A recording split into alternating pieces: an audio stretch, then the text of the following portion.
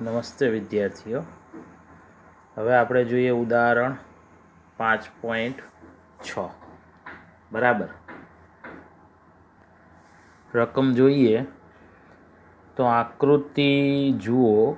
6 kilogram દળને છતથી આપણને એક દળ આપ્યું છે m બરાબર 6 કિલોગ્રામ લઈએ.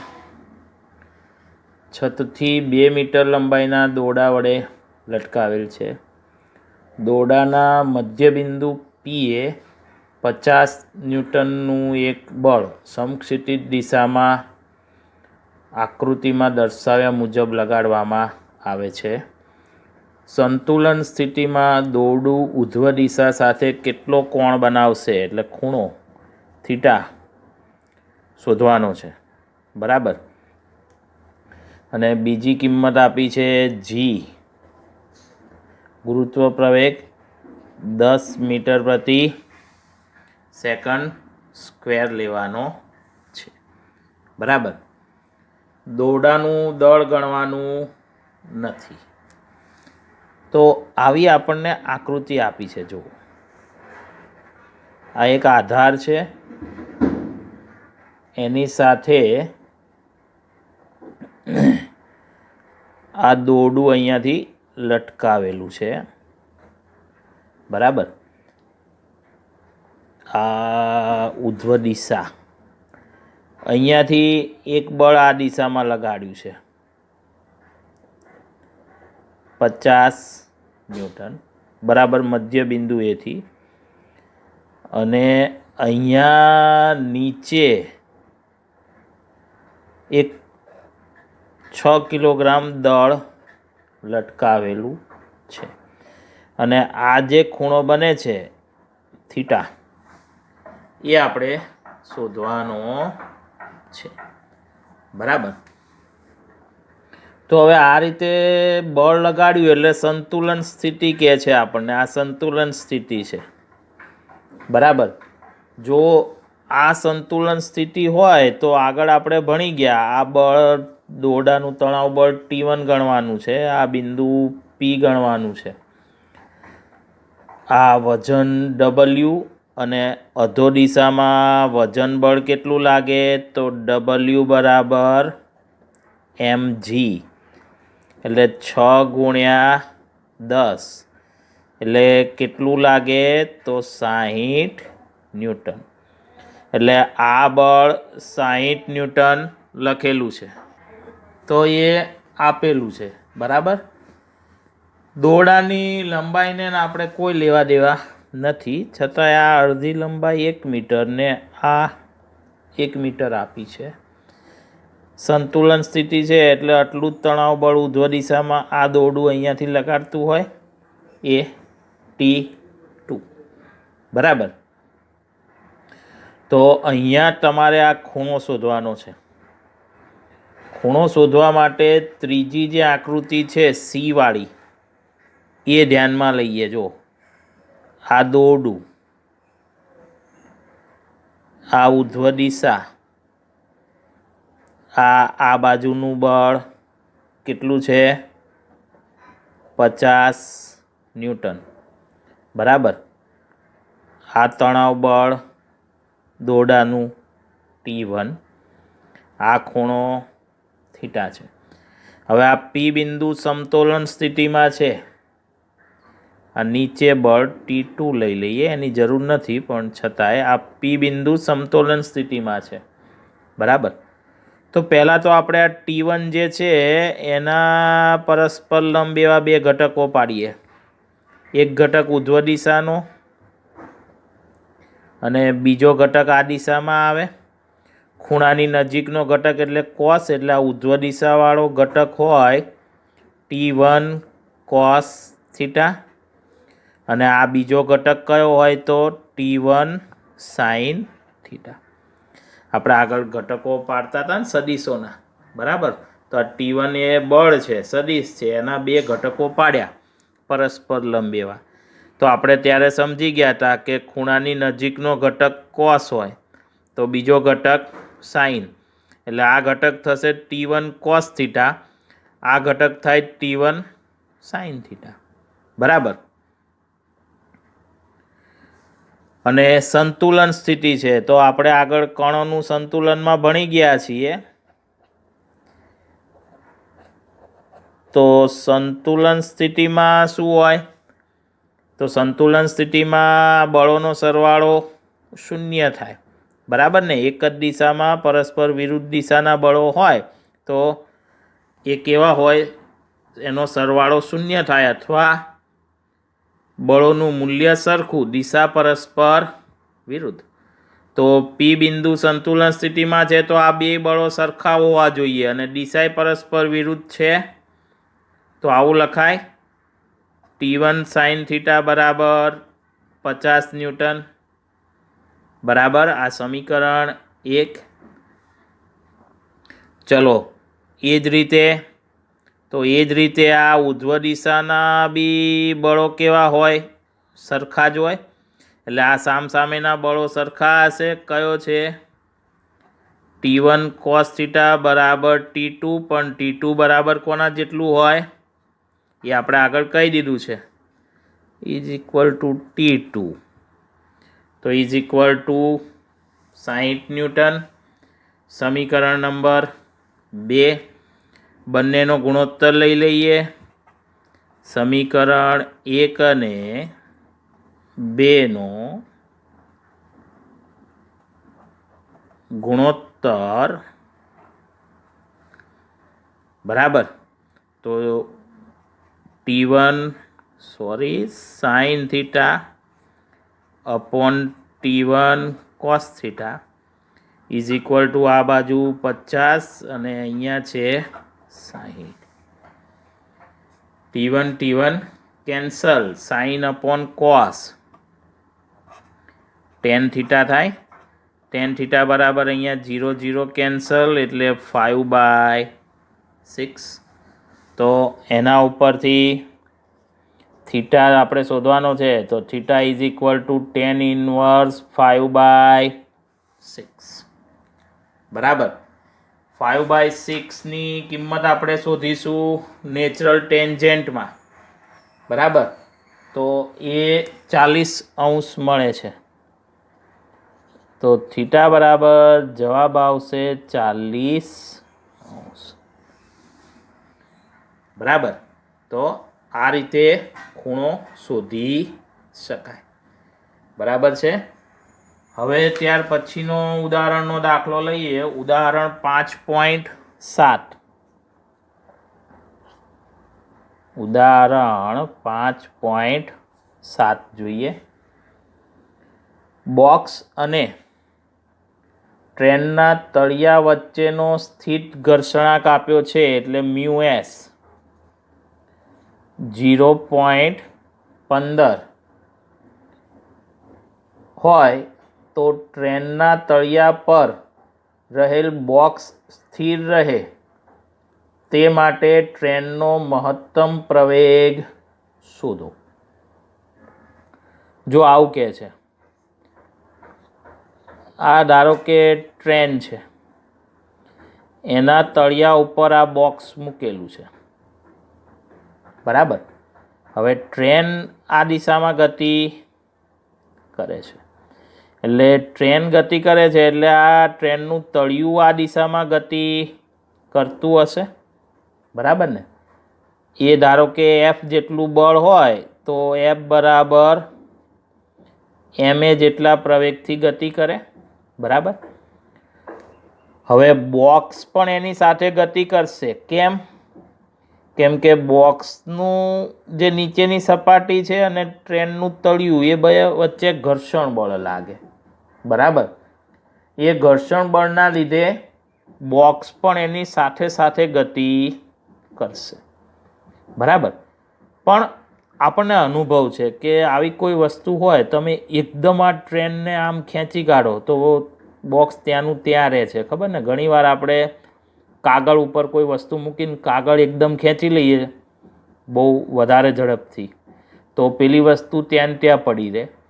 પણ જો તમે કાગળને ધીમે ધીમે ખેંચો તો એ વસ્તુ કાગળ ઉપર એની સાથે ખેંચાતી જાય, બરાબર, એની સાથે ગતિ કરે. તો અહીંયા એવું થાય, જો ટ્રેન આ ઘર્ષણ બળ જેટલું હોય એટલા બળથી જ જો ગતિ કરતી જાય, મહત્તમ સ્થિત ઘર્ષણ બળ જેટલા બળથી, તો આ બોક્સ ત્યાંનું ત્યાં સ્થિર પડ્યું રહે અને ટ્રેનના તળિયે ચોંટેલું રહે એવું લાગે અને ગતિ કરે. પણ જો ટ્રેન એકદમ વધારે પ્રવેગથી ગતિ કરે, વધારે એટલે એટલો પ્રવેગ હોય કે જેના લીધે બળ જે લાગે એ મહત્તમ સ્થિત ઘર્ષણ બળ કરતાં વધુ હોય, તો બોક્સ ત્યાંનું ત્યાં રહેશે પણ ટ્રેનનું તળિયું આગળ વધી જશે. આ આપણે પેલા કાગળ જેવું થાય. બરાબર, તો આનો અર્થ તો શું થયો કે આ જે બળ લાગે છે મહત્તમ સ્થિત ઘર્ષણ બળ જેટલું થવું જોઈએ. બરાબર, એટલે તો પ્રવેગ મેક્સિમમ લેવાનો, A maximum is equal to તો શું લખાય, એફએસ મેક્સિમમ. બરાબર, અને એફએસ મેક્સિમમ બરાબર mu S into N is equal to M A maximum. બરાબર, અહીંયા બોક્સનું વજન અધો દિશામાં કેટલું હોય, mg. સામે તળિયું ઉધ્વ દિશામાં એટલું જ બળ લગાડે, એને આપણે ગણીએ છીએ લંબ બળ. પણ ઉધ્વ કે અધો દિશામાં ગતિ થતી નથી, તો આ બે બળો કેવા હોય, સરખા હોય. એટલે લંબ બળ n બરાબર mg. તો અહીંયા મૂકી દઈએ તો મ્યુએસ mg, એનના બદલે mg is equal to M A maximum, M cancel, તો પછી મહત્તમ પ્રવેગ a maximum is equal to mu s into G થશે. બરાબર, મ્યુએસની કિંમત આપી છે આપણને 0.15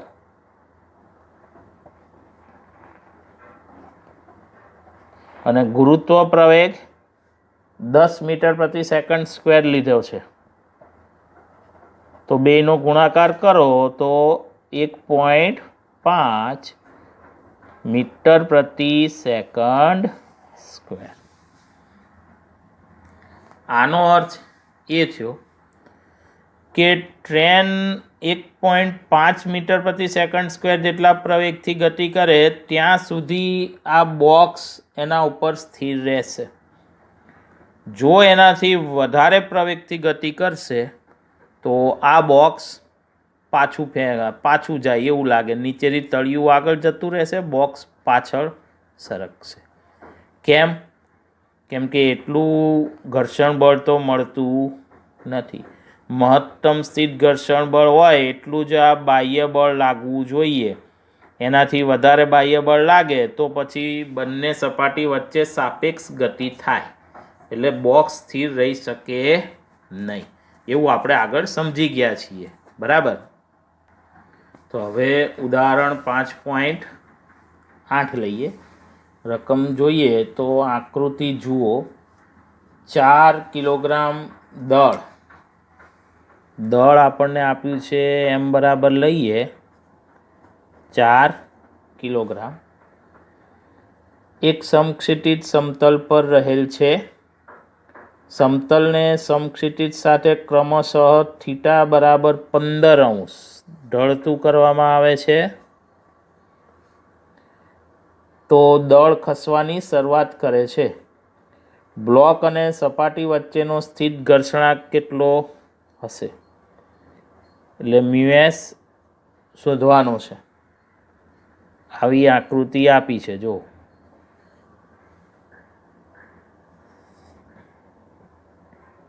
આ ઢાળ છે, થીટા ખૂણો છે. બરાબર, આ અહીંયા બ્લોક છે. બરાબર, હવે બ્લોકનું વજન બળ તો એ હંમેશા આધો દિશામાં જ હોય, mg. બરાબર, આ વજન બળના પરસ્પર લંબ એવા બે ઘટકો પાડી દઈએ. આ ખૂણો થીટા છે તો આ ખૂણો થીટા જ હોય. તો આ ઘટક mgનો ખૂણાની નજીકનો એટલે આ કોસ, તો આ mg કોસ થીટા. તો આ બીજો ઘટક કયો હોય? mg સાઇન થીટા હોય mgનો. બરાબર. સપાટીને લંબ એવું બળ n, અને આ દિશામાં કયું લાગતું હશે? તો એ ઘર્ષણ બળ હશે. ઘર્ષણ બળ હંમેશા અપેક્ષિત ગતિની વિરુદ્ધ દિશામાં લાગે. એટલે ઢાળ ઉપર બ્લોક પડ્યો છે તો આપણને શું લાગે કે ભાઈ આ બ્લોક નીચે તરફ સરકશે, એટલે અપેક્ષિત ગતિ નીચે તરફ, તો ઘર્ષણ બળ ઉપર તરફ લાગે. બરાબર. અને એ ઘર્ષણ બળ આ સંપર્ક બળ જે છે એના બે ઘટકો પૈકીનું. બરાબર ને? એક લંબ ઘટક અને બીજો સપાટીને સમાંતર હોય એને ઘર્ષણ બળ કહેવાય. બરાબર છે? તો આ તો આકૃતિમાં આપેલું છે આવું. બરાબર. જો આકૃતિ ના આપી હોય તો પછી આવું જાતે દોરવું પડે. હવે ખૂણો વધારતા કેટલો થાય છે? થીટા બરાબર વધુમાં વધુ ખૂણો 15°નો. ત્યાં સુધી હજી બ્લોક સરકતો નથી. બરાબર. એટલે એને આપણે થીટા 15°ને શું કહીશું? મેક્સિમમ ખૂણો, કે જ્યાં સુધી હજી સંતુલન છે. તો ત્યારે આપણે fs બરાબર શું લખી કાઢીશું? fs maximum. કેમ કે તો મહત્તમ સ્થિત ઘર્ષણ બળ લેવું પડે, અને મહત્તમ સ્થિત ઘર્ષણ બળ μs × n થાય. બરાબર. એ આપણને ખબર છે. અને સંતુલન સ્થિતિ છે. તો સંતુલન સ્થિતિ માટે, કેમ કે રકમમાં આપણને કીધું છે સરકવાની અણી પર છે. બરાબર. એટલે ખસવાની શરૂઆત કરશે આના પછી 15° પછી. તો આ મેક્સિમમ ઘર્ષણ બળવાળી સ્થિતિ છે 15° માટે. બરાબર ને? તો હજી જો ખસતું ના હોય તો પછી નિયમ પ્રમાણે સામસામેના બળો કેવા હોવા જોઈએ? સરખા. બરાબર. સંતુલન સ્થિતિમાં ધ્યાન રાખવાનું, સામસામેના બળો સરખા લઈ જ લેવાના. એ આપણે આગળ સમજી ગયા કેમ એવું થાય ને, એ બધું હવે ચર્ચા કરવાની જરૂર નથી. તો સામસામેના બળો સરખા લઈએ તો જો આ બાજુ mg સાઇન થીટા લાગે છે આ દિશામાં. આ દિશામાં મહત્તમ સ્થિત ઘર્ષણ બળ fs મેક્સિમમ. એટલે પહેલાં આવું લખીએ કે ભાઈ mg સાઇન થીટા બરાબર, પહેલાં fs લખીશું, પછી મેક્સિમમ મૂકીશું બે બાજુ. બરાબર. સમીકરણ 1. એ જ રીતે આ સામસામેના બળો સરખા હશે. mg cos થીટા બરાબર n. સમીકરણ 2. બંનેનો ગુણોત્તર લઈ લઈએ. સમીકરણ 1 અને 2નો ગુણોત્તર. બરાબર. તો આ mg cancel, sine upon cos એટલે શું વધે? ટેન થીટા વધે. આ mg cancel, sine upon cos ten theta બરાબર fs અપોન n. બરાબર. અને હમણાં આપણે કીધું એમ કે જો થીટા બરાબર થીટા મેક્સિમમ, તો fs બરાબર શું લેવાય? fs maximum. એટલે હવે આવું લખાય ten theta maximum is equal two અહીંયા fs maximum upon n. Theta maximum તો 15° છે. બરાબર ને? તો અહીંયા લખીએ ટેન 15° બરાબર fs મેક્સિમમ બરાબર μs × n છે, છેદમાં n છે, કેન્સલ. તો આનો અર્થ એ થાય કે μs is equal two ten 15°. પાછું નેચરલ ટેન્જેન્ટના ટેબલમાંથી 15°ની કિંમત જોઈએ તો એ આપણો જવાબ, તો એ 0.27 મળે છે. તો સ્થિત ઘર્ષણાંક કેટલો મળશે? 0.27. બરાબર. તો આ રીતે આ દાખલો ગણાશે. એના પછીનો દાખલો લઈએ, ઉદાહરણ 5.9. રકમ જોઈએ તો એમાં પણ આકૃતિ આપી છે. આકૃતિમાં દર્શાવેલ ટ્રોલી અને સપાટી વચ્ચેનો ગતિક ઘર્ષણાંક 0.04. હવે ગતિક ઘર્ષણાંક આપ્યો છે એટલે મ્યુ કે લઈશું. 0.04 હોય તો બ્લોક અને ટ્રોલીના તંત્રનો પ્રવેગ કેટલો થશે? એટલે તમારે એક તો પ્રવેગ શોધવાનો છે અને ટ્રોલીના તંત્રનો દોરીમાં કેટલું તણાવ હશે એટલે તણાવ બળ પણ શોધવાનું છે. ગુરુત્વ પ્રવેગ 10 મીટર પ્રતિ સેકન્ડ સ્ક્વેર લેવાનું કીધું છે અને દોરીનું દળ ગણવાનું નથી. બરાબર.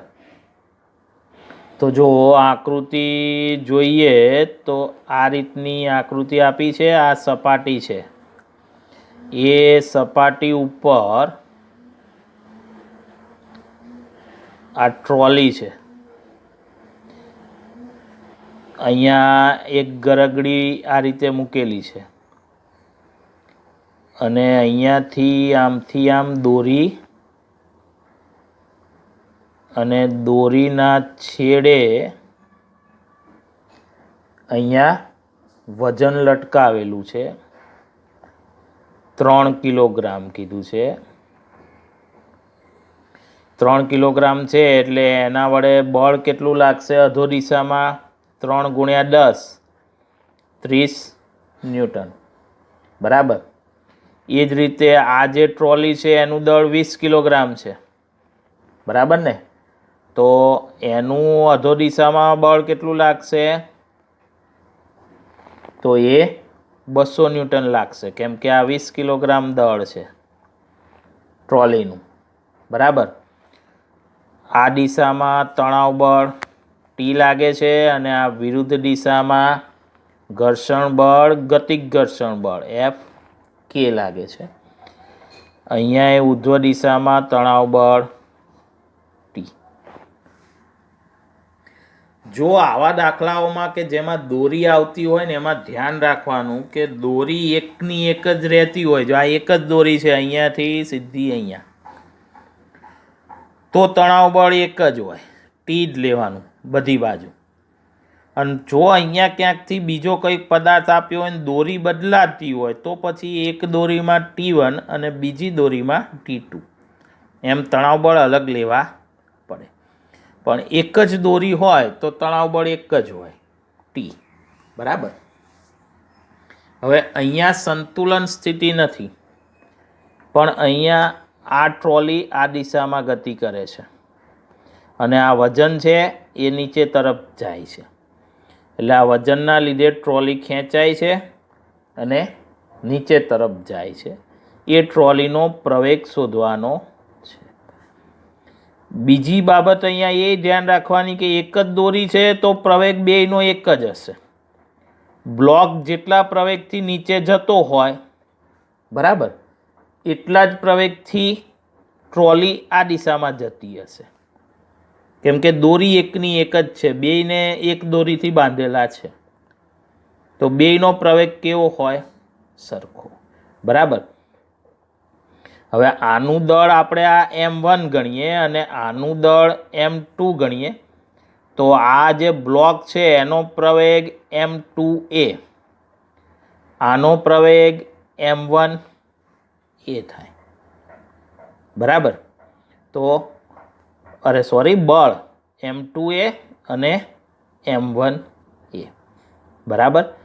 તો આ ટ્રોલી M1A જેટલા બળથી આ દિશામાં ગતિ કરશે. બ્લોક M2A જેટલા પ્રવેગથી નીચે તરફ ગતિ કરશે, બરાબર ને? તો બંને આટલા બળથી ગતિ કરશે. તો હવે અહીંયા આપણે સૂત્ર એ વાપરવાનું કે ભાઈ આ પરિણામી બળ લાગ્યું આ ટ્રોલી ઉપર M1A, બ્લોક ઉપર M2A. તો યાદ રાખો પરિણામી બળ બરાબર મોટું બળ માઇનસ નાનું બળ, બરાબર ને? શું યાદ રાખો? પરિણામી બળ બરાબર મોટું બળ માઇનસ નાનું બળ. જો આપણે આ ટ્રોલીને બહાર કાઢીને વિચારીએ, ટ્રોલીને આ દિશામાં T જેટલું બળ લાગે છે, વિરુદ્ધ દિશામાં ઘર્ષણ બળ Fk છે, અને ટ્રોલી આ દિશામાં M1A જેટલા બળથી પરિણામી બળથી ગતિ કરતી હોય તો આ પરિણામી બળ કેટલું હોય? તો આ મોટું બળ માઇનસ નાનું બળ. તો આપણે આવું લખી શકીએ કે M1A એટલે પરિણામી બળ બરાબર મોટું બળ માઇનસ નાનું બળ. બરાબર? સમજાયું? તો આ રીતે એક સમીકરણ બન્યું. એવું જ સમીકરણ આ બ્લોક માટે. બ્લોકમાં આવું જ થાય છે ને. જો આ નીચે તરફ કયું છે બળ? 30 ન્યૂટન, બરાબર? અને ઉપર તરફ તણાવ બળ T, અને નીચે તરફ ગતિ કરે છે કેટલા બળથી? M2A. તો અહીંયા લખીશું પરિણામી બળ M2A બરાબર, હવે નીચે ગતિ થાય છે એટલે મોટું બળ આ 30 ન્યૂટન જ હોય, 30 માઇનસ તણાવ બળ T. આ સમીકરણ નંબર 2. તો શું સમજવાનું? કે પરિણામી બળ બરાબર મોટું બળ માઇનસ નાનું બળ. મોટું બળ કયું, નાનું બળ કયું એ કેમ ખબર પડે? તો જે દિશામાં ગતિ થતી હોય એ બળ મોટું જ હોય ને. વધારે બળ હોય એ જ દિશામાં ગતિ થાય, બરાબર? એટલે એ જે દિશામાં ગતિ હોય એ બળ વધારે, બીજું વિરુદ્ધ દિશાવાળું ઓછું.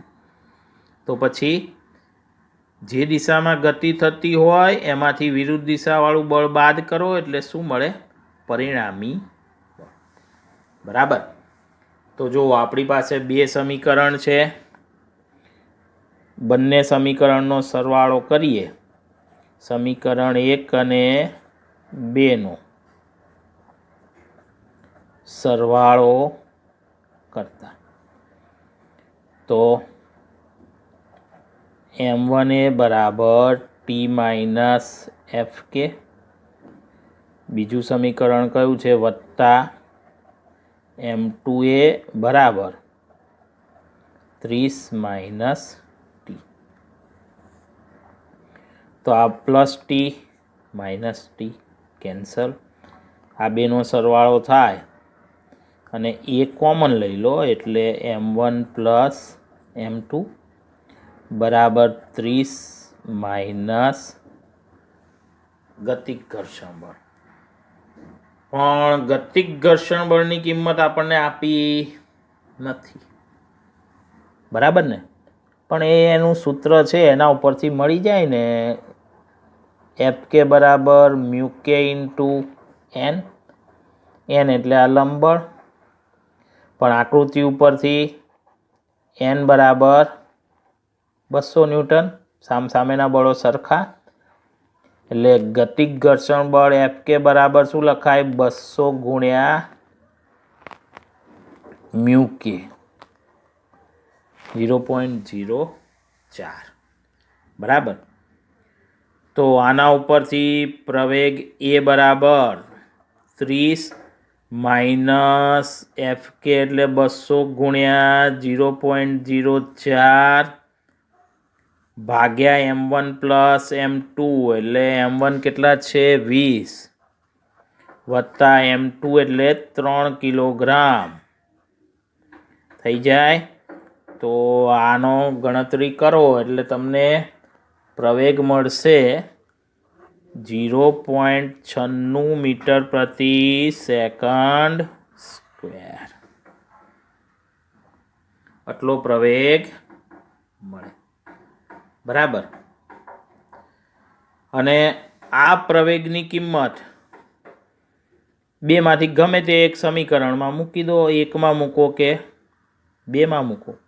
જો અહીંયા પ્રવેગ મૂકો, ટી એફ કે કિંમત છે, અરે ટીની નથી, એફ કેની છે, m1ની છે, એની કિંમત મૂકી દો.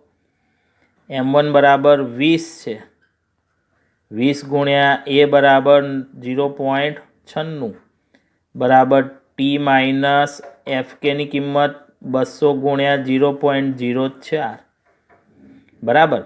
અને આમાંથી ટીને કરતા બનાવો, કેલ્ક્યુલેટરમાં ગણતરી કરો તો 27.1 ન્યૂટન જવાબ આવશે.